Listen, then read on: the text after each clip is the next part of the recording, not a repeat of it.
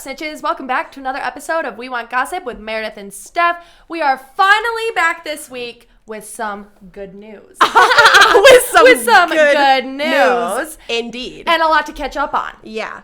So we're going to quickly tell Steph's engagement story because, is this not the moment we've been waiting for our entire lives? Come on. Hey-o, let's get it. Come on. And then we're going to really talk about Bachelor because the last time we literally talked about Bachelor, it was the premiere. So we've got lots to talk about. We've been busy. We've been really busy, as you can see. Let's get into it.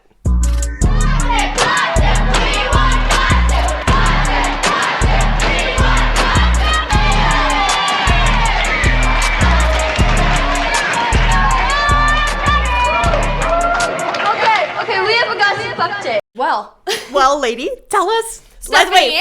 First, let's see the ring. Can we get an applause for the ring? You guys, Want to tell me why that's a child-size ring? Literally, when I put that on, it fits my pinky. I go, excuse me. It is still a little big. It's like well, it's not coming past the knuckle though. But when I'm cold, it kind of gets close. Well, Steph has the daintiest fingers. Me and her have matching best friend rings. Yeah. Want to tell me why they were Steph needs the smallest size possible, and they're telling me, sorry, fat fingers, we need to bump you up a size. They shamed Meredith during that size. You were perfect, sweet. I didn't realize my hands were chubby, but they must be. It does fit your pinky, though. Yeah, it does fit my pinky. Well, should we give the background? Steph texted me a couple weeks before her vacation, and she said the words, "What ring do you see me in?" Mm-hmm. And my response was as concise as it can be. Huge rock diamond band on your dainty little fingers. Yeah, in your skinny ass fingers. I'm that's what I was thinking. Because I'm I love every kind of ring. Or yes. There's so many different types you can get that I'm I don't even know. I know nothing about diamonds and right. shit. And she's yeah, I'm thinking the circle cut diamond band skinny ass fingers. Yeah, huge rock. And huge rock. Adam delivered. and then some. And then some. Yeah, honestly, I don't have any words. I still feel like an absolute child though. Where I'm a child bride over here. I feel weird. And I will say Adam hit the nail right on the head though. Not only with what the ring looks like, the quality, everything about it is absolutely 10 out of 10, but the way he did it too, where we wanted it every year. We go on this trip with his family and we wanted it so bad for this trip because we were actually me and Adam for years have been talking about getting engaged obviously, but it's I knew he was actually putting in the steps to get one secured. Well, when I got that text, I go, it's happening. And I remember being oh, she's gonna want to hash this out in the morning.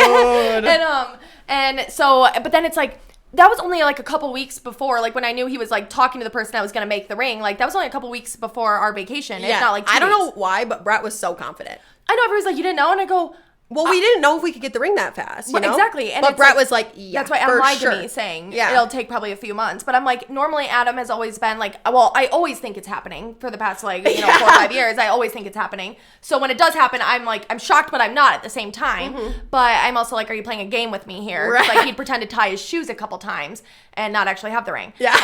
And then it's and then before other vacations like this one, he would always say to me beforehand, I'm just gonna let you know, I'm being dead serious. Happening. I don't want you to have your hopes up the whole trip and then be let down by the end of it that I didn't get a ring for you. And get a ring, not propose. Get a ring. And then so I thought him saying before this trip, it's probably gonna take a few months. I'll see what I could do. But I thought that was because I did think when we were going into the vacation, flying there, I go, Adam has not, every other year specifically said to me, it's not happening on this trip. Well, because I teed it up to Brett. Yeah. And I was I don't know if he'll be able to get it that fast. He goes, yes, he will. He goes, it's happening. And I was with you. Yeah, because I'm he kept taking our hopes up. No, because our hopes were here and then some. And so I'm let's just not go into that. Let's hope, but we don't. Yeah. I'm I really don't even know if that's possible. Yeah, it is. It's possible. Yeah. And so I was thinking on the way there, but then I'm well, maybe his saying it wasn't going to happen was when I asked how long it would take for the ring, and he said a few months or whatever. Yes. And, he got it overnight, made overnighted within, the day, 2 days before the trip. Because it was, I think you texted me that like 2 weeks before you left. Yeah. So we were like, okay, it's crunch time. Yeah, we're like, oh my God, that's like gotta be. Yeah, and he did have to slave over getting this in time. The day before our trip, gets it overnighted. Stephanie his mom has to come and do like the handoff with him. Yes. And then, because he had it shipped to their house in Denver. And literally while we're packing that night, it's inside of his little golf bag with his little tools and sitting on the bed packing. I was sitting right next to it. Yeah. I've dug through that thing before. Like I could easily grabbed it and it's in there in the box. And then pulls it out on the plane ride there while I was in the bathroom to show his parents. And I go, that's ballsy. Well, because didn't he show like the other people kind of like around too? Yeah.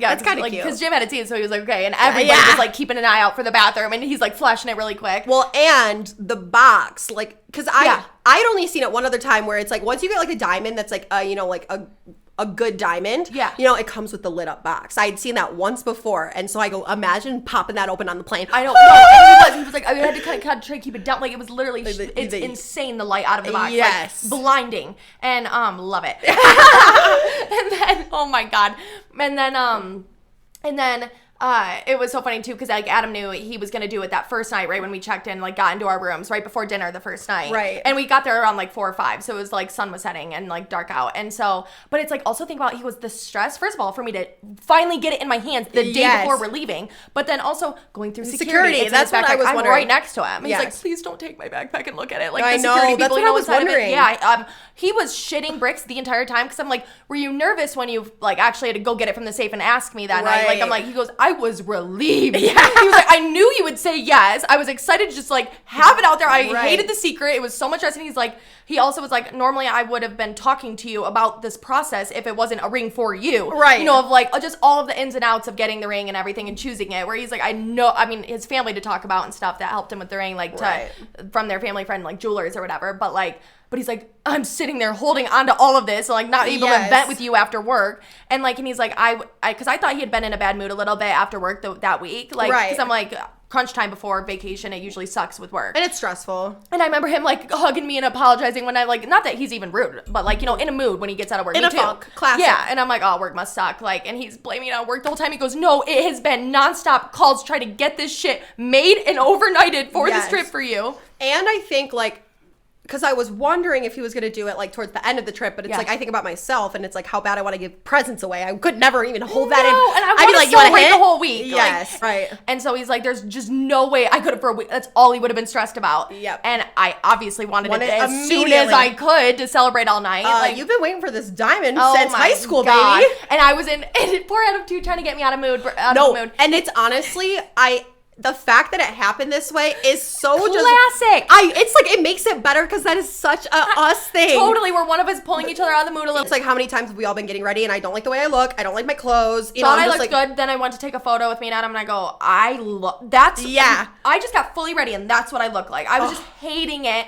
Immediately just like, let's move on, let's go. Everybody's waiting I thought everybody was waiting for us for dinner, like, which his parents knew and his brother and his wife didn't know, but they were all waiting on there for dinner.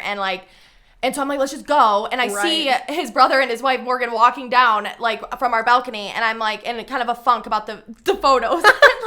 Which is so just classic. And I was in such a great mood right before we took those photos. And I hated what I looked like. And it just switched in 2 seconds. And it's easy for us to come out of that. Oh, yeah. But it just, like, we need the other person to kind of pull us out of it. Yeah, it's like college, man. Like, when we go out and it's like, I hate just, like, everything I own. What the hell? Like, that's what I look like right now? Like, God. Which makes it better because it's so real. Classic. Like, and Adam's like, I'm waiting all night for you to finish getting ready before we go. I want to do it in our room before we go down there. And he's like, and now you're in a bad mood. He goes, you almost ruined your own engagement for yourself. Like, I almost didn't do it. Which I feel like is almost good. I'm glad, like, kind of you were in just like a funk, so it could be like such a great moment. Yeah, and so he's like, so he tries to bring me out of the mood to like get it to do it, and I go out to the balcony and I see Morgan walking by, and she's like, oh, I'll wait for you for dinner, and I'm like, all right, let's just go, Adam. Like, so Morgan's waiting for us down there, and Adam's like, we're at the balcony. He's like, no. Tell her we need a minute. And so I'm like, I guess Adam needs a minute. And I knew in my head he was doing that, like, for me to calm down a little bit. Like, I was just like, I just need to leave the room and let's just go. Like, you know, like, let's forget about it. And he's like, let's bring you out of the mood. So I'm like, oh, I appreciate that. I'm like, okay. Because as if Adam ever needs an extra 2 minutes to get ready. It's always me. So Morgan's like, okay, I guess we'll go wait for you at dinner with Jim and Stephanie. And then he's like, then we were playing music, and I had that other camera. And so when I was using the other camera real quick, I love the photo. We looked super cute. Yeah. I go, wait, I love the grainy, there's no quality to it. Yes. I love these photos, so I'm in a better mood. And I was like, go sit on the balcony. I'll bring you something fun. Like, let's get the mood up, and then we'll go down there. And I'm like, ooh, bringing me a shot. I'm like, yeah, can we bring him a shot? Like, so I sit on the balcony, and he comes out the ring, gets on one knee, and the light blinded. Well, I was gonna ask you. I forgot to ask you. Did he just ask you, or did he give like a little speech? No, we'd already talked about that prior. He's like, I already know where we stand. No, because it's like that is such like I think we just think that because it's like with like Bachelor and stuff. Because I'm like. I wouldn't need necessarily a speech about how much you love me. I know. He just said, "Will you marry me?" Yeah, and got on one knee. Like, duh. thank you, smooth swatting, because he was relieved, straight to the point, relieved to get that out of his paws. And but then my ass, I blacked out during it. It's like when you in front of a class give a speech, and you don't remember anything that happened, or you perform, and you're like, "What did I do out there?" Yes, I literally, he's like, "You were silent for what felt like 10 minutes," but it's like it's dark outside. We're on the balcony of the resort, and it's the blinding light plus the diamond. I'm like, yes. And I'm like, you're not just tying your shoes this time. Like, no. And so I was like, I realized no words were coming out of my mouth, jaw to the floor. And I'm like, but then I was like, oh, I have to say yes. Like, yes, or whatever. But, and then it was as so if cute. Adam doesn't know it's a yes. I know. And then Adam's like, he goes, I've never seen you quite move like this. I ran through like a dog with zoomies through the hotel room, high-kneeing it. He goes, you high-kneed it. Yes. Through the room. Yes. Arms like this. Come on. And that was crazy. And it was so cute because like his parents were obviously waiting out by the bar, by the restaurant. Like, so they knew like right once we come down from these rooms after we checked in, like they're engaged. She has the ring. Like, and he had talked to my parents like previously as well. So they knew that night it was happening. So it's like everybody pins and needles waiting by their seat. Meredith is like, if I get a call from her while she's on vacation, because it was back and forth because Adam was like, do I tell people or do I want it a surprise for everybody? Which I do understand both sides. He was fighting it back and forth. Even Josh and my brother didn't know. Like, So I was like, but then of course, I'm out to sushi with Brett, and not only are we out to sushi, but we're at the bar. At the bar, and full people, no Wi-Fi. No, and then I literally look at my phone, I have 2 missed calls. At the bar, FaceTime, scream at the top of my lungs. Brett's like, whoa, bring it down. And then I'm literally screaming at the bar, what's the Wi-Fi password? And then I finally get the Wi-Fi working, and then Steph's like, my phone's at 1%, I have to go. My phone also 1%. The Wi-Fi wasn't working at the resort that night. No. So I'm like trying to get off airplane mode, 1%. I gotta call my dad, call my mom. I've got 100 people to talk to. And then I go and I have 1%. Once me and Meredith and Tess finally get on FaceTime, like all together, I have 1% on my phone. I have to go charge this right now. Like, oh my God, Morgan screaming when I came out. Everybody that was outside on the patio drinking, like, literally was like, holy shit. Like, I mean, it was crazy that night. Josh and Morgan were like, we were about to go to bed even before dinner. Like, we were going to let you guys know when you came down here, like, hey, we're going to hit tired, the hay. Yeah. And it was, we were slinging shots. Like, it was crazy. I mean, the whole week. And like, it's just the whole week. And now, baby, the fun's began. Oh, and we've already been hashing out wedding details for about an hour. About an hour before the recording. We drank one of these fully where we had to re-up, and I go, I'm buzzed. How about you? I'm buzzing. I mean, it's over. Oh my God. It's like, so it's just like all the things that are to come. I can't even fucking wait. It's going to be insane. Like, it's going to be Colorado wedding, probably next fall or something. We'll figure it out. It's going to be a time to be had. It's only literally escalating here. We've been waiting for this forever. I'm a whole different person. I'm like, I feel like, and I literally, even to this day, it's been 2 weeks. Relax. But like, even in the middle of the night, like in morning, I'm constantly, all I can look at is this. Yes. And like the feel of it, just like even in the middle of the night though, I'm like, oh my God, did I lose it? Like, yes. Because at the resort too, it's like Adam had to get it so quick that he didn't get the appraisal of the insurance on it right before. Right. And so I had the whole week at the resort, snorkeling, everything, blackout drunk, in the ocean, in the water. I go, the death grip I had on this I'd wake up in the middle of the night being like, because you're blackout drunk, waking up in the middle like, is it here? Is it here? Like, yeah. Oh my God. And I will say, it's like that TikTok that I did the voiceover. Yes. Of like, I would get engaged every year. Day. I mean, you get told how great you are. Everybody celebrates you. And then in the end, you get a diamond. And then you get a diamond. It's just, what is you? That's a kick you won't get again. Yeah, like, and it real. is. I'm like that. Even all week, strangers at the resort, the attention out the ass. And Adam's like, love that I put all of the work in for that, and I bought that. Like, you know, for sure. For sure. Yeah. The wedding itself will go down in history. Literally in history. Those who aren't invited will rue the day. We've been saying that for we have in store? And also, we have talked about this before because it's like a lot of times when people plan their weddings, they're center focused, which I completely understand. Totally. They're like, I want what I want, which we totally get as well. Totally. We will be getting everything we want. Don't worry. Yeah. But we worked in events for 3 years. And we've been to plenty of weddings already. And we've been to plenty of weddings. So not only do we have like the event experience of like, we're so guest focused where it's like we both want everyone walking away being like, this is the best wedding I've ever been to. I've had the most years fun. Down the road still talking about it. Because it's like we both have like one wedding that we think about of like we both individually are like, I'm not over that one wedding. Yes. Like, Adam's cousin Olivia in Boston. Thank you. Yes, Brett's cousin as well. Credit where it's fucking due. I'm like... Because then it's like, literally, I mean, when people are done, they can't stop talking about how fun it was, you know? It's like, totally. And then we've been to the many weddings where it's like, it's not, and obviously they're all good. But it's just like, you know, it's like... Would have done everybody would do something differently. Well, and also with our brains, with doing events, you know, it's like we're so hyper aware of like, the music, the vibe, the way the lights look, the way that everything's set up, because it's like every single time we would do an event, we have to work with the hotel manager. We said, we need 6 cocktail rounds. We need 3 low tops. We need this amount of catering. We need the DJ over here. We've read too many proposals and contracts in our lives that it's like, I know it comes down to the most minuscule detail. Like, so it's like we really have strengthened our skills these past 3 years that we didn't even realize how great that would be. It's gonna be the craziest party of the century. I mean, like, especially Colorado wedding, like, we are shooting for just the mountaintops, baby. I mean,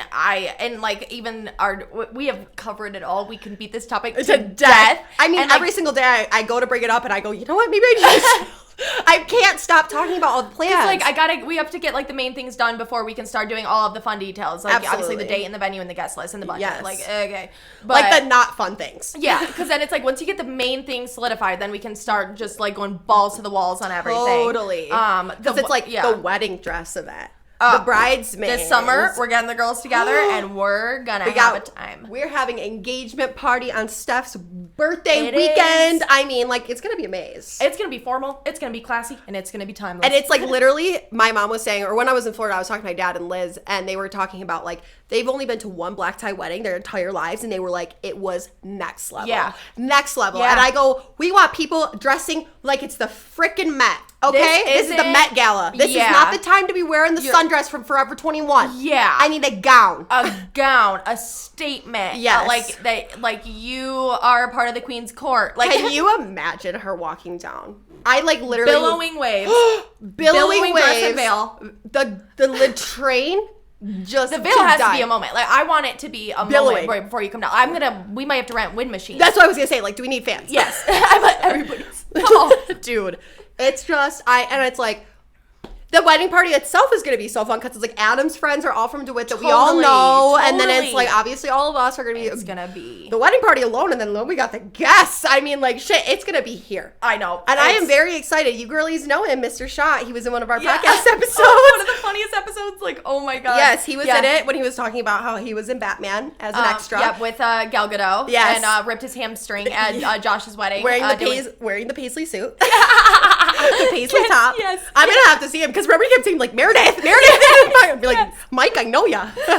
I was trying to set up Tess with his son. Yeah. So that's not obviously happening, but like. He's going to be the officiant, which is going to be even better because somebody it's going to to be so funny. Ice. Yeah. Like, and it's like, there's going to be some serious moments. He's not a super serious guy. No. It's like, but it's going to be perfect for breaking the ice because there's too many horror stories of people having somebody officiate their wedding that they don't know and that's saying the wrong names, random bullshit stuff that's just like, I'm already nervous enough being in front of everybody. I don't want a stranger next to me when it's us three. Like, you know, it's like, I need somebody that I can laugh with that's right next to me, breaking the ice. Let's have a good time. Well, and I've had my speech written for about a year and a half. Mare wakes up in the middle of the night. I was watching a TikTok and I like literally thought of it right then and there, and then Brett rolls over, it's 3 a.m. and I am vigorously typing in my notes, and he's like, what are you doing? I go, sorry, just had a thought about what I want to say. That's gonna be so good for the videographer or whatever it is, like every single funny, aspect, sad, hilarious, cute. I want tears, I want laughter.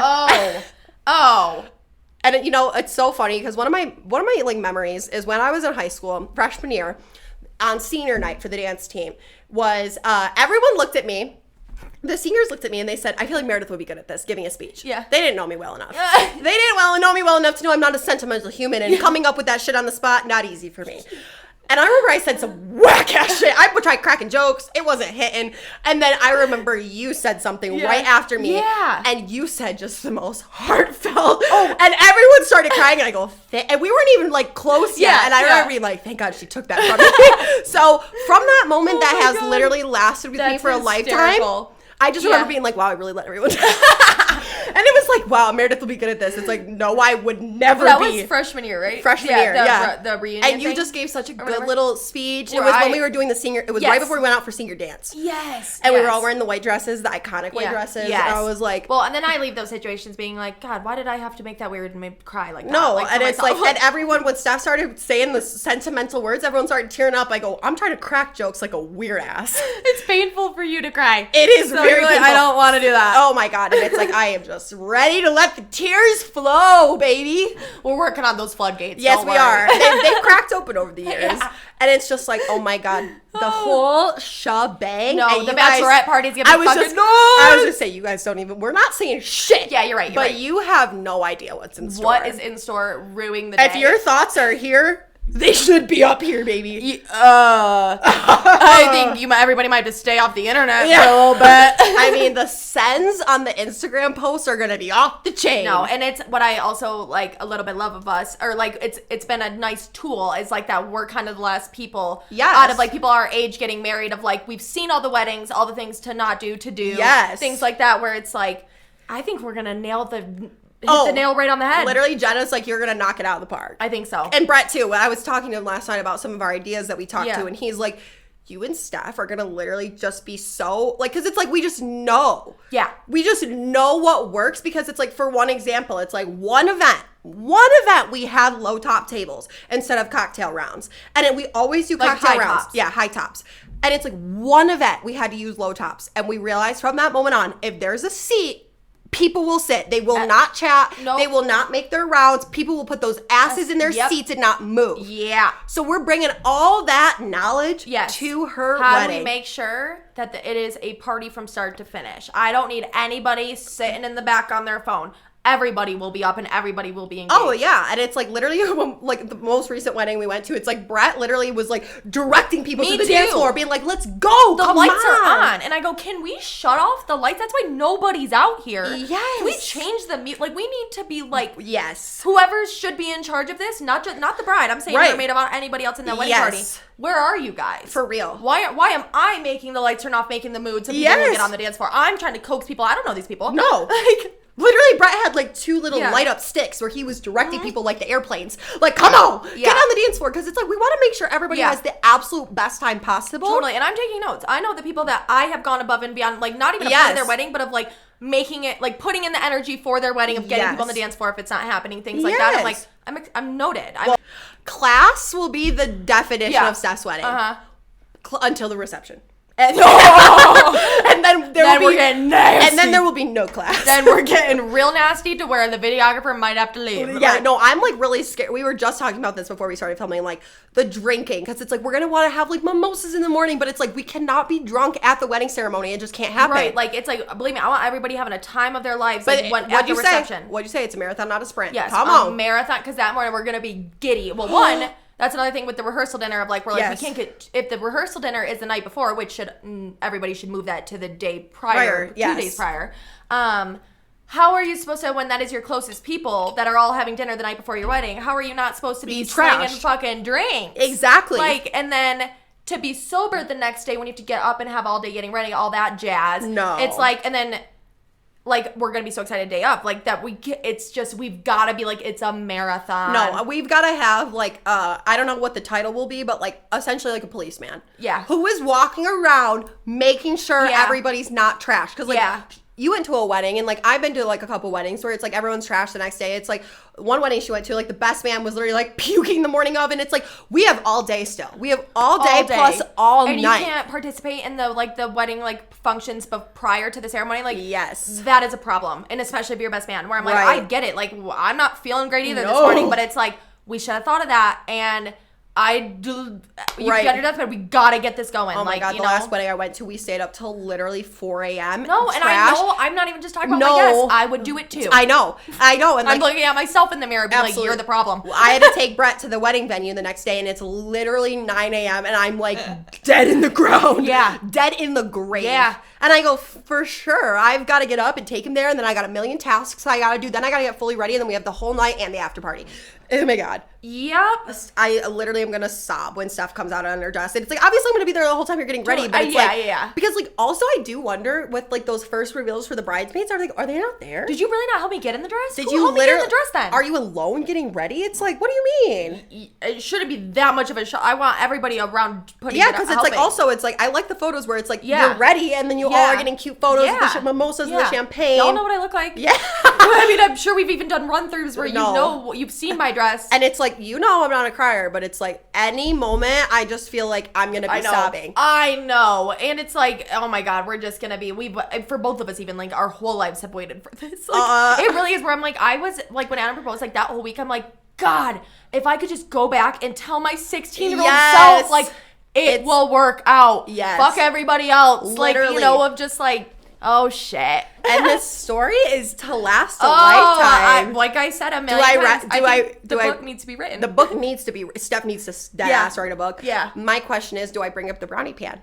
Yeah, you do. I have a joke about it. The whole week, all I could say was, because your text or whatever from that when I called you guys was, started from the brownie pan, now we're here. Stephanie was like, damn! Like, she's like, I was the one that forced Adam to take the brownie pan. So when Steph and Adam dated in high school before they rekindled in college, Steph had basically made Adam some brownies, and Stephanie, Adam's mom, had like washed the brownie pan, and then when Adam and like Steph met up to basically end it, he gave her the brownie pan when he broke her heart, and then we had such a crazy night where that was a heartbreak. I was like, I've been in love with you from the beginning, bro. Like, my mom remembers that day vividly. Whole day saw her, and I'm like, and he was doing a nice thing. He was going to college. He's like, I don't want to be, like, if I'm going to college, you still have another year of high school, like, I don't even know if you're going to go to the same college, like, I can guarantee that, like, he didn't say, like, not to cheat, but, like, I can understand of, like, when we weren't even official, in my mind, we were getting married from the beginning, like, I knew, obsessed.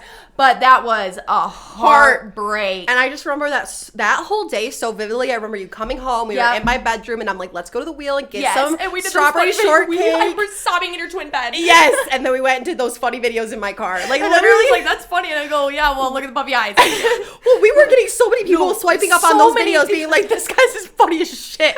That was before people did voiceovers on TikTok, but we were doing the voice in the background. Like, what we would do is, like, I would do this weird ass voice, but it would be a video of Steph, and then I'd was mouthing and it was like, do like the banana hammock. Okay, yeah. I was gonna say swallow the gravy. Okay, which one? Okay, ready? So you can't see her in the screen. No. 1, 2, 3. Stroke the shaft and swallow the gravy. But as I was getting out of the car at the park and ride where he broke up with me, he goes, I'm literally losing my mind. I get out of the car, the door's still open. He goes, your brownie pan. I don't want the fucking pan. Brownie pan. That was, and it just happened to be that moment too. If he would have just been like, when I first got in the car, like, here's a brownie pan, whatever, I would have taken it with me. It was, don't forget the brownie pan. As I'm literally, my mind is crumpling that he's breaking up with me, and I don't want my mom's stupid pan that I gave to you guys 3 months ago. Like, so when Steph got engaged, I texted her, started from the brownie pan, now we're here. Baby, we have crawled. And Adam makes Stephanie me too, make her feel so bad about the brownie pan. He goes, you forced me to bring that brownie pan. You said better to give it to her now than have to do it later. As if my mom is going to be like, where's the brownie pan? Like, we don't, go Stephanie. F the brownie pan, dude. And it's just like, it was just a cherry on top. I have so many little memories too. Like in my speech, I already have, because I'm like, I want to reference the first time I came out to Colorado, and I remember being like, wow, Adam really can handle us. Oh, when we were scootering, because it was like wrangling us. Yes, and also like I remember like Steph has a quick fuse in case anybody didn't know, and you were getting pissed about something, and he was like, hey, calm down, and you immediately settled down, and I was like, whoa, nobody can do that. He has literally cracked the code. I have definitely been a better person of like containing I mean, yeah. I haven't kicked a hole or punched something in for 3 years. Hey, it's like we got some angry genes. What about it? Well, don't piss me off. And it's like randos that are dicks that really send you over the edge. Don't do it. I will respond. But yeah, short fuse. Don't piss me off. Well, and also he was like corralling us. Like we were all downtown Denver, and Adam's like pushing me out of the road, pushing Steph out of the road. He's got me, Tess, and Mere on scooters behind us in downtown Denver. None of us have done it. He's like, girls, come on. Literally, do you remember that guy that like came up? He's like, you're a lucky man with all three of us. And he's like, am I though? Am I really lucky? Am I really lucky riding around with these three drunk asses? That's how I felt for Brett the other weekend when me and Tess were. I go, bless your heart, because he can't even keep up with how fast we're talking and what we're saying. He's big chilling at the table with the drink as we're blacked out on the dance floor. He's like, love being the bodyguard. I'm the straight chauffeur. Up though. And I asked him, I'm sorry we made you come, but I'm glad you were there. Yeah. And because I'm like literally at that country bar, like people are constantly asking to dance. Like me and Steph both got asked to dance. I have to explain why I'm saying no. Exactly. And it's like, I'm sorry, I don't feel comfortable dancing with you. And it's like, maybe that's the norm at these country dances. And it was only when Brett was gone. When Brett was at the table, no one came up to us. Thank you. Yeah, for real. We don't want to be approached. No. Like, for the love of God. Sorry. We're here for girl time and girl time only. Wish we could put a glamour around us. Yeah. You doing? Also, feel free to check out the vlog if you want to see Steph and Tess and I literally getting our shit rocked on a bull. That was the weekend before we went on my trip. And the whole week, Meredith, literally. The cough I had was... Bad. I couldn't even laugh or sing without it catching and being I was apologizing all week. I go, this is the most annoying because it's an aggressive deep lung and it's mucus cough. It was the cackling, the drinking, the laughing, the screaming. It's like we had no voice. I'm still hungover from that weekend. That was nuts. It's like the next day. It's like, okay, we're recovering all day, and then it's like literally, all right, time to get it back up. I know. So. Ladies, we have a wedding to plan. Oh my God. And also taking any tips and tricks. Yeah. It's going to be the best times of our lives. Like literally, I want to talk about her wedding every single day. I wake up and I'm just like, new idea I have. It's our book we're talking about and the wedding. Yes. So the book, let's just give them a little number. Okay, so if anyone here is not reading A Court of Thorns and Roses series, get on it.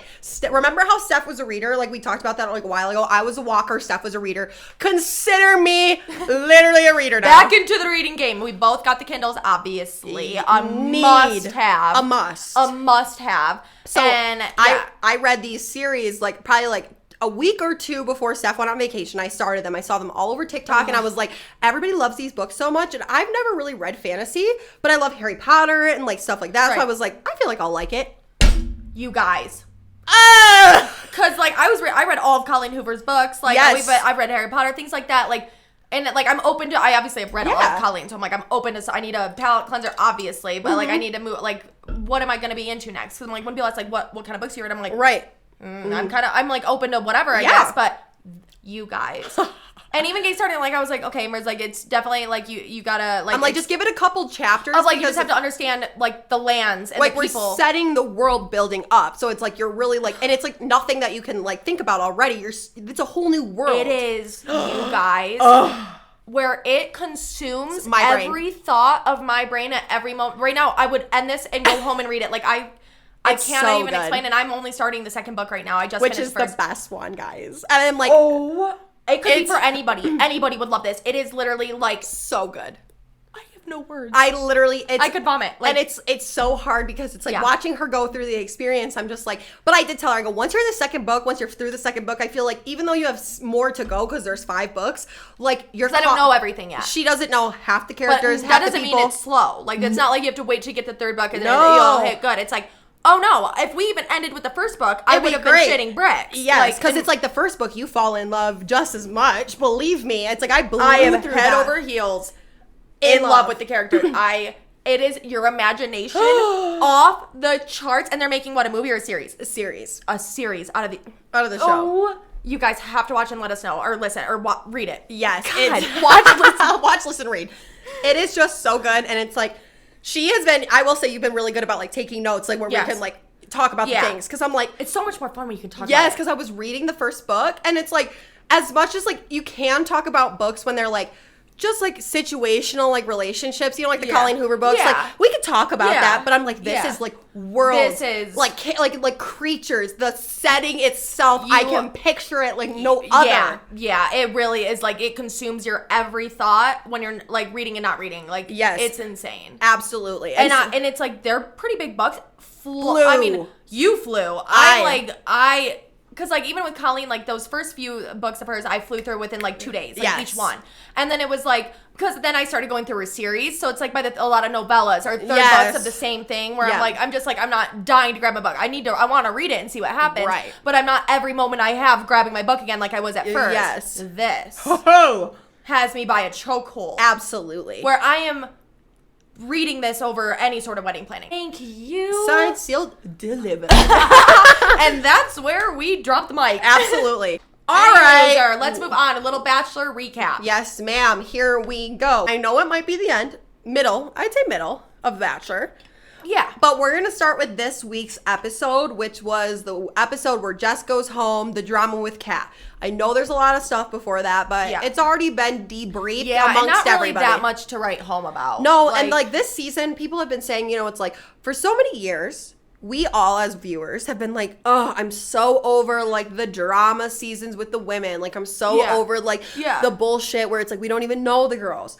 We are getting what we asked for with this. Yeah. We are really getting to know the women. Yeah. There is not a ton of catty drama. Right. Obviously, the drama that are, like, like the they little could have taken the pieces that have been drama tenfold instead of, like, compared to other seasons. 100%. Could have really made those linger on. Yes. And it's like Zach also is pretty good about, like, shutting down the drama so that it doesn't really fester. Yeah. So it's like, I feel like I saw somebody talking about like how Bachelor used to make people feel things. When we were watching the love stories, it's like when we would watch the proposals, we'd be like, oh my God. Yeah, totally. Where it's like, we never really got that in the past few years. It's been stupid drama, bullshit. Yeah. Where it's like this season, we're getting what we asked for. But I'm a little bored. But we're bored. And we don't love Zach. And it's like, I did love him in the beginning, which is like, I was liking him shutting down the drama. But as I continue to watch, the tweaks are coming out that I don't like. Yeah, like, it's almost like his, like, arrogant, like, dismissiveness of certain things. Well, of, like... Yes. Somebody said, like, as soon as Zach doesn't like them anymore, he's cold. Cold. He is, like, literally, like, just abrasive a little bit, cold, really short. Yeah, and dismissive of, like, their opinions aren't, like, where I'm, like... Greer and Jess, great examples. Yep, we'll talk about both those. So let's talk about Greer last week when they did the whole Zoom thing. Zach has COVID. Greer is trying to, like, resonate. Just, like, relate on when she had COVID. Yeah. Like, not even, I've been sick and then it screwed up my projects. It's like, no, not everybody has had COVID. Like, where it's like, she's just, like, the one time that COVID has affected her, how it affected her. Like, really, the message of what Greer was trying to say is, I understand when you're working towards something and there's something that's out of your control that makes you feel stuck. It's like she was talking about her medical sales rep job. Like, she's a medical sales rep and she's like, I'm in sales, like we have to meet these quarterly amounts, and it's like I got sick right at like crunch time. How many times, like, if you're, and for him to be so dismissive about that, it's like when he's in sales. It's like, well, we know exactly, like when we're talking to executives and sales vendors and things like that, of when it's their quarter ending, they're like, I can't respond to this. I am literally heads down for the next month. Like, of like end of quarter, like that is everybody. Shit's hitting the fan. This isn't just something she's acting like a school stupid project she's stressed about. It's that is valid. And also she's just trying to relate COVID-wise how it affected her to now your COVID of how it's affecting, like. And like I said, it's more about the message of like, I get what it's like when you're working towards something and you're stuck. And she's just trying to have a topic of conversation. And I hate nothing more than when people know what you're trying to say and they make you feel stupid. Where he's like, actually, it's nothing like that. Like me, I'd say this is a little more serious and important. Like than trying to meet sales goals. It's like I'm trying to find my wife. She never said, I'm like saying one is better or worse than the other. No. We're not competing. No, and also even when she relate. When she sat down and it's like none of the women can see themselves. When she sat down and she's like, I'm actually kind of like happy that I'm not in there because I'd be looking at myself the whole time. Which I do. Everybody does that. And he, are you not? He like plays it off like, wait, you'd be looking at yourself the whole time? That's kind of concerning. That's like a little weird. And it's like, we all know what she's trying to say. We're talking to the guy we like. We're wanting to make sure we look good and that we don't have a double chin. Okay? That's it. It's not that you're trying to stare at yourself the whole time because you're in love with yourself. It's like you're trying to make sure you don't look bad. You're trying to make sure that you look good to the guy you're talking to. And it's just like, once again, not being able to go with the flow. Why are, exactly. Like, being like, why are you trying okay, making her feel uncomfortable. As if it's not awkward enough having to do this over Zoom. Exactly. You already feel like you're on a business meeting, first of all. And it's like one of those two things that it's like, I'm trying to make conversation and keep it light. And now you're really like, digging onto that. Or like, right. Now I'll go F myself. Like, no problem. Literally. Like, oh, I should have. It's one of those things you're like, should have just kept my mouth shut, I guess. Yes. So glad I even said anything for you to nitpick apart. I know. Anybody else would have said that he lied. Yeah. And it would have been like, totally. Right. Like, I do that too. And it's like, we all know what it's like when someone says something that's like, you know, they're trying to resonate. It's not quite the same. And you're like, yeah, totally, for sure. That's all you need to say. I'm like, yeah, I know what it's like. You had to prove the point. You had to really say it's not the same at all. I can't believe you would say that. Like, no, my situation is so much worse than yours ever was. I'm sorry. Did you live through my experience? Because you didn't. You did not have COVID, even though you're in sales too, when quarters were done. At the end of the day, I'm not trying to say whose is worse and compete with you. I'm just trying to resonate on when I had COVID. That's what happened. And it's also like David. Valid. David watches The Bachelor, my brother, and he was trying to say, he's like, and actually, like, that's a great point because it's like, if you don't meet your sales goals, you're fired. And it's if he's like in sales, he should know that. Yeah, exactly, because we do. Yeah. And we're not even like where it's like medical sales where you have to meet like hundreds of thousands of dollars per quote, like per quarter. It. Like where she's really upset after watching that. I felt secondhand like uncomfy. Like whoa. Well, and that's what Nick Viall was saying. He's like, he makes these women think that they're doing something wrong when he just doesn't really like them anymore. Yeah. He's like, it's like with Anastasia. You know, it's like that whole thing that happened a couple weeks ago where it's like Anastasia works in social media, is a content manager. And it's like all the girls are just asking her questions about like, you know, like after the show, like we'll probably get asked to do brand deals. And she's like, I can send over some contracts and like things you're going to know, just trying to be helpful. And it's like, because we do have lives outside of Bachelor right now. Absolutely. And so we all know that we're all going to get hit up after the show to do that. And she's just trying to help them out. And then it's like, that Kylie girl completely like tweaks that story because she's annoyed with Anastasia or whatever. But like the way Zach responded, like not even giving her an ounce of like, let me hear it from your side. He sits down, so furious. Like, are you even here for me? And she's like, what do you mean? Like, of course I'm here for you. Yeah. He's like, really? Because I heard you're worried about your Instagram followers. It's like, well, other people actually are worried about them, and I'm giving them tips because they're worried about their own. It's like, well, I work in social media. I've done doing this for years. I have a life outside of this, and I will once this is over as well. Be talking about it. You know, it's just like the Greer, the Anastasia, and then this week we have Jess. Another thing where I'm like, you were just like actually trying to not understand from their side or something, because it's you don't have to agree, but you can see how their feelings are valid. Like Absolutely. To them, it's valid. Like, why are you acting like? Jess goes, is this crazy for me to be thinking? Like, yes. So like basically what happened is like Jess is the only one that hasn't got a one-on-one. Besides Greer, but she's got COVID or whatever. Right, she's out. So and either way, you're the last two. Like, that doesn't... Right. You're the last one. And it's like, I will say, I agree that Jess was being like a little melodramatic. It's like all that she can think about is she's getting a ton of anxiety about it. It's like, and that's like, I get it. For the viewer, maybe people were annoyed. Like, she keeps bringing it up. But it's like, I completely understand where she's coming from. Yeah. Because Bachelor Data, if you know that girl that does Bachelor Data, she like literally pulled all the seasons, like from the past like 20 years or 20 seasons, and was like, no, Jess was actually fully correct in her thinking, because it's like, she would have been, if she would have gotten the one-on-one, the 7th one-on-one. In Bachelor history, never anybody that's gotten the 7th one-on-one, which is the last one, has ever made it to the final 2. And every single time, if they make it, which I'm pretty sure only 3 have ever made it to hometowns, they get sent home first on hometowns. So she's not wrong, where she's like, what's going on? And he keeps telling her the whole time, every single week, like, just wait, it's coming, it's coming, it's coming. And there's, without a doubt, facts or not, when you're the last person out of a small group of girls dating the same guy, and you are the last person to get it, or second to last, does not matter, you are the last other group to get it, you're allowed to have a feeling, whether it's like right or wrong of like, if he likes you enough or not, it's like, but you are allowed to have that insecure feeling of like, but everybody else has, and those are obviously crucial moments. Absolutely. And like when she brings it up to him, he's like, how are you feeling? She brings it up to him, And his response was like, well, like, I wish you would have told me. Like, I had no idea. And Nick Viall, he goes, that's the type of response when it's like a girl's birthday and they didn't get anything from their boyfriend and their boyfriend's like, I wish you would have told me you wanted something. It's like, you know, as a contestant and as the Bachelor, you know how important one-on-ones are. And for her to be like, you know, like, he says that to her, like, I wish you would have told me. And she's like, okay, well, I'm telling you now.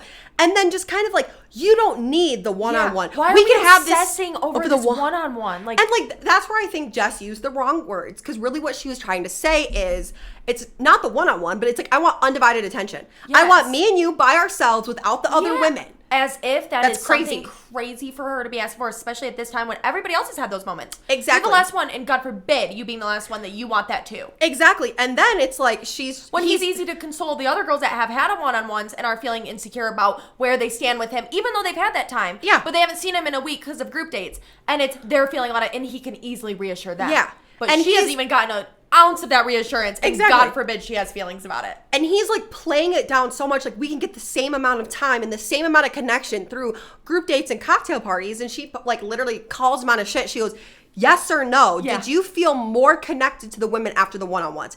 And that's when he snapped back and is like, why is it about the one-on-one? Like, it doesn't need to be the one-on-one.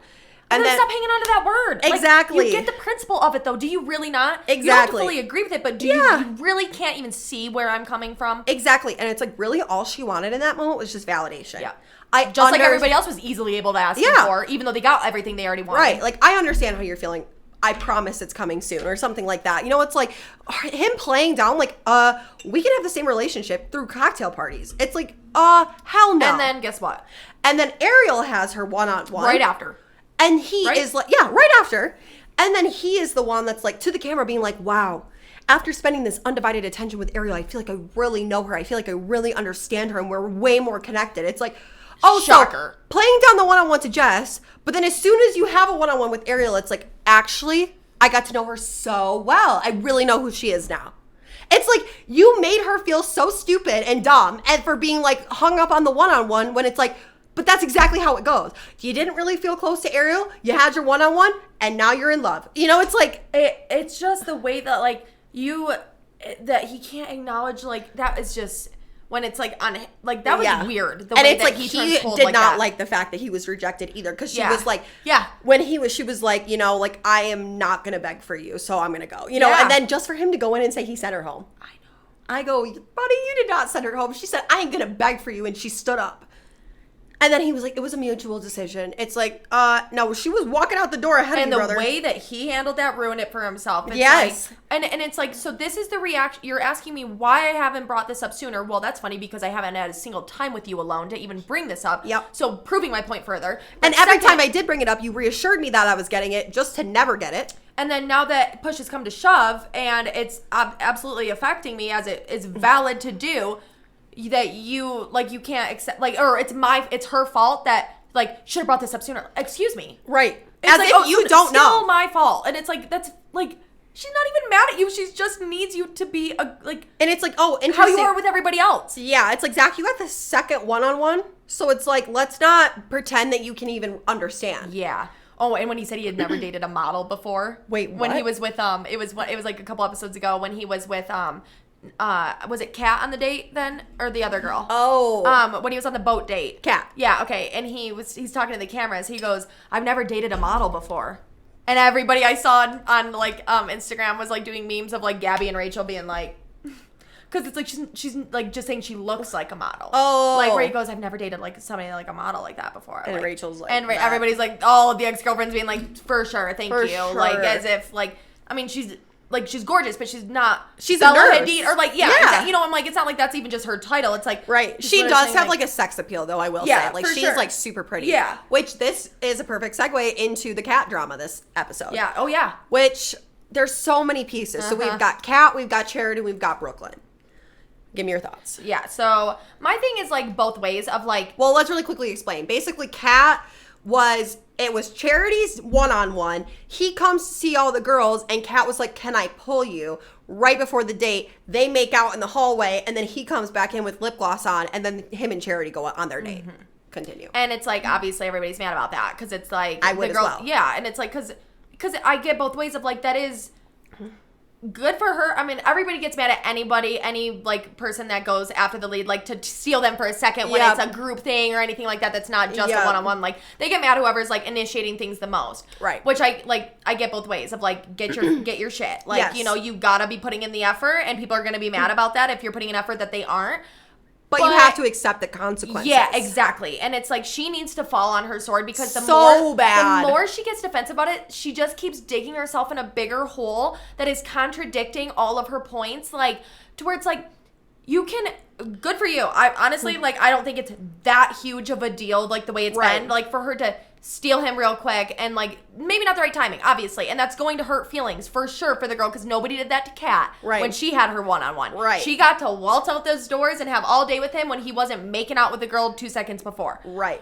So I get that. Definitely disrespectful. I'd be pissed. Yes. But it's also like, what game are we playing? Exactly. And I saw a podcast, I think it was Nick Viles, I can't remember exactly, but these women were talking about it, and she's like, there is such, like, this stigma on The Bachelorette of, like, being a girl's girl. Yeah. Like, you're not gonna step over another girl's line. And it's like, this woman was basically saying, she goes, and that's like, not just on The Bachelor, that's in everyday life. You know, it's like not crossing another girl's line. You know, it's like you want to be a girl's girl and be like a friend to women. And she was like, I feel especially if you're living in a house with them. Yes. And she was like, I feel like I actually would probably be like, my life would be a little bit different if I went after the things that I wanted and not tried to be the best friend to every girl that I knew. And Nick Vial was like, well, then should we be like praising Kat for going after what she wanted, taking the harder route, going after Zach, being like, this is the person I want to marry. I want to go after him. Like, but it comes back to that same point of, if you want to do that, then you have to accept the consequences. Yeah. And Kat keeps trying to defend her way out of this. I loved when she was talking to Ariel, and she was, Ariel is so great. I love her to death. Yeah. Funny, smart, calm, cool, and collected. Yes, but we'll also, like, say what needs to be said. Yeah, because it's like Kat's trying to defend herself to Ariel, and she's like, you know, everything's different after COVID. And, like, and then Ariel's response was, respect isn't, though. Yeah. Respect's not different after COVID. That's what I'm saying. Good for you. Honestly, you had every right to take him and do that, whatever. But that's my point of when you come back. Yeah, you can't be crying. You need to acknowledge to those people, I do apologize that was rude and I took away your time. Like, that was rude. Right. At the end of the day, you did hurt feelings, and nobody did that to you on your group date. And the more that you try to spin it to be, like, right and, like, that everybody else is wrong, it's like, you need to own it. Yeah, and it's so funny because Kat went on Twitter and basically made a statement of, like, what you didn't see was when I apologized to Charity, blah, blah, blah. Which I was looking for, and I didn't see any of that. Or, like, any of her tweets? No, I mean, like, I didn't see her try to apologize. No, exactly. That's what she's saying. It didn't get shown on the show. Like, what you didn't see as the viewer was me apologizing. But I told Steph, because she watched it a little bit after me, I go, listen closely, though, to when Brooklyn walks up, because you can hear Kat literally say, I don't regret what I did. Yeah. So it's like, so you're posting on Twitter being like, what everybody as the viewer didn't see was I apologize. But I go, if I'm catching the tail end of that conversation with Charity before Brooklyn walks up, it's you literally saying, I don't regret what I did. Mm-hmm. You know, you're just sorry because you hurt feelings, but you're like, I don't regret what I did with Zach, which, once again, is fine. But it's like, you can't literally do bullshit and then also expect everyone to feel bad for you. Because now it's like, she's so mad that the vibes are off and everybody's got a problem with her. And I do agree that Brooklyn needs to pump the brakes. And Agreed. Like, she's said her piece, and everybody knows where Brooklyn stands on that, and I'm with her, but you need to drop it because... Well, because Brooklyn is the classic girl that doesn't have as strong of a connection as the lead that focuses on the drama. Yeah. You know, it's like, you are filling a bucket with the drama because you don't feel as close to Zach. And when Kat steps out of line, who's a definite threat, it's like, oh, let me leech on to this. Yeah, she was on the popular side of the argument, so she's like, I feel no problem coming in here and being a huge bitch. Yeah. But it's like, if I was Kat when Brooklyn walked up, I'd be like, I'm sorry, is this high school? Do you need your posse? Yeah, with her, for me to I would talk walk to away you? too if they like I'd be like, this is not your problem. Like, yeah, like literally, do you need? I'm Charity. Do you need Brooklyn to speak for you? Yeah, is there something that Brooklyn will say that you aren't willing to say to me? Like, is there something that we can't have a conversation about? Right, like you need two against one. Brooklyn is absolutely now making this seem like looking like she didn't, like that Kat didn't do such a bad thing. Like, you know, you're almost now making it look. You're giving some sympathy to Kat. Yeah, but it's also dumb it down. Did you catch how funny it was where it's like before the group date, Kat is the one like, I just want to cut the tension before the group date. So it's like, oh, before the group date, you want to cut the tension, but you have no problem making shit weird for Charity's date. Totally. Because if I was Charity, that would have thrown me off so hard. And especially that Kat already had a one-on-one and nobody did that to Nobody's done it to anybody. No, that's like pretty much a no across the board. Well, just think about it. That's why I'm like, Kat, you've gotta just fall on your sword to them. You know, and it's just like, being like, and her talking to Ariel being like, it's my moment. It's my moment. It's like, but it wasn't. It was Charity's. No matter how she tries to explain it, it's looking worse and worse. Yeah, and so that's where I'm like, you need to just accept, like, you can even, like, internally you can feel like you don't regret it, and good for you, because go for it, girl. But to make everybody's lives easier, you've got to just be like, all right, that was wrong. I'm sorry. Everybody, let's move on from it. Like, yeah, because it's like, if she would have just fallen on her sword, admitted she was wrong, and then moved on, it would have been no problem. And that's one thing I will say about our old bosses, is like, they really did teach us to just... People, the number one thing people want is just to be heard. And if you can acknowledge that you messed up, even if it is like gritting your teeth to say it. It's like, you gotta fall on your sword and say, I'm sorry, no matter what. And it's like, that was really tough for us at our last job, because it's like, I'm not wrong. You're wrong. Yes. Like, and I have facts to prove it. Yes, like, there were so many times where like other sponsors, vendors, people would be so in the wrong, and it's that's like something they did. I'm like, okay, that's and then we're getting yelled at for it, but it's like, our bosses really like instill in us, like, always fall on your sword. It's like, it's better to apologize and move forward than keep this tension. Yeah, because then we're not going to get, no parties are going to get anything they want from it. It's exactly, and that's what Kat can't do. They just want to be acknowledged. Where it's like, yeah, and even with like, and then it's like with Brooke and like just some of the immaturity too from both of them. Like, I can understand in the heat of the moment, I'm like, my heart would be racing if we're sitting there we're both throwing digs. Well, and like, it's like, the situation is what it should be about, but Brooklyn takes it too far. Yeah. Calling her mocking each other and like, calling her classless and shit. And it's like, when I was talking to my mom about it, she was like, she didn't call her any of that. And I was like, go back and watch it, because she was coming for her, being aggressive. Oh, yeah. And then that's all Kat can hang on to. It's like you're throwing like rude words out there of like my person, who I am as a person. Like, because when my mom was saying it back to me, she goes, Brooklyn said, if the shoe fits, wear it. I go, but that's not what she said. She said, if the shoe fits, then fucking tie the laces. I go, that's a different message. I go, that's aggressive. When you're throwing fucking in there before the word, it's like, ooh. And it's definitely one of those things like, I do get mad, like, where I'm like, why are you, it's screaming, because she doesn't have that strong of a connection with him. It's screaming insecurity the louder you are about it. But then there are some points where I need somebody out of the group to be the one to be like, what the hell is this? Absolutely. So a lot of the time, like, just like everybody else is doing, keeping their mouth kind of quiet and just kind of like, well, I don't really agree. Right. Like, I think Brooklyn, her first day, like, her first thing she said to Christina in, like, the first couple episodes being like, you're so out of line. When, she was so mad she didn't get the group date. Like, all that, loved it. Thought that was good. I thought she was speaking for the group, and she was being concise and not mean. But I go, but then this thing, when she literally goes up and stands by Charity, when Kat asks, I go, that right there like, would have sent me over the edge. I would have done the same for you. If I see somebody you're having beef with, I'm coming, what's up? Absolutely. What is up? But we're best friends. Exactly. Right, they just met. Relax. You just have your thing out, like, your attention is focused on me. Yes. Not about Charity and her feelings. It's about like, me. Exactly. Because I go, if I'm in a situation and you're defending me, you're defending moi. Yeah. Brooklyn is just trying to insert herself. Yeah. Because it's like, are you really, like, upset for Charity that much? I know. That much? And if she's so upset, then let her and Charity talk about it, and Charity can tell her that. Yep. It's like, it's one thing to speak for people if, like, they're just too, like, shy to do it, and you've, like, you've made it clear that it needs to be said, but it's like, you have said your piece. Absolutely. And it's like, if this ever comes back around where it gets brought up to Zach, it's like, they're fucked, because Zach was a part of it. Oh, see, and like, I was listening to a podcast where they basically said she missed an opportunity there, because he was saying the vibe was off. Yeah, and she with her and him. Yes, and she should have said. Like, she should have just said, like, when I pulled you, people weren't happy. People weren't happy. There's tension in the house. Yeah. But then I was like, but that would have made her a villain. Yeah. Then now we're bringing the girl drama. But now we're with that. Yeah, exactly. And then we're gonna have to bring everybody in to have the combo and hash it, and that never ends well either. But he's thinking it's a them two thing. Yes. Not it's just the girls in the house and there's tension like that. Yes. So it's like that was kind of a missed opportunity, but also it easily could have made her the villain.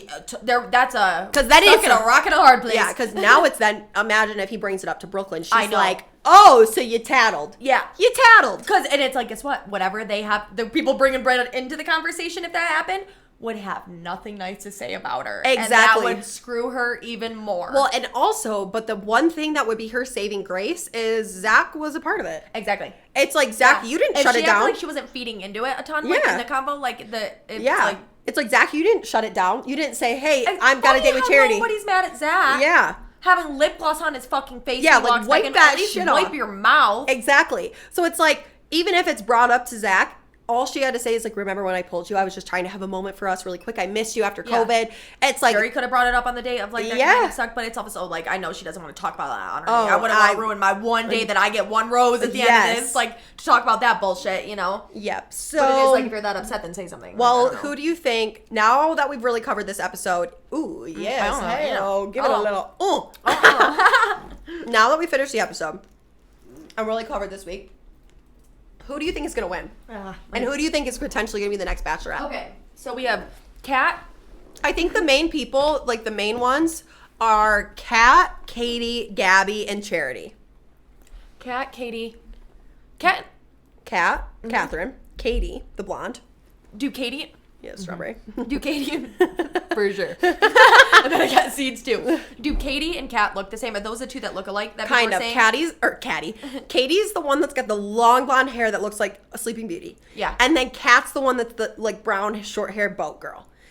Yes. So people had said they kind of look like each other on Instagram, or like they were like at first like a side by side kind of thing. Yeah, Katie was the one that brought him the basket when he was sick. Yes. Okay. And then we have Charity, obviously, and then we have Gabby.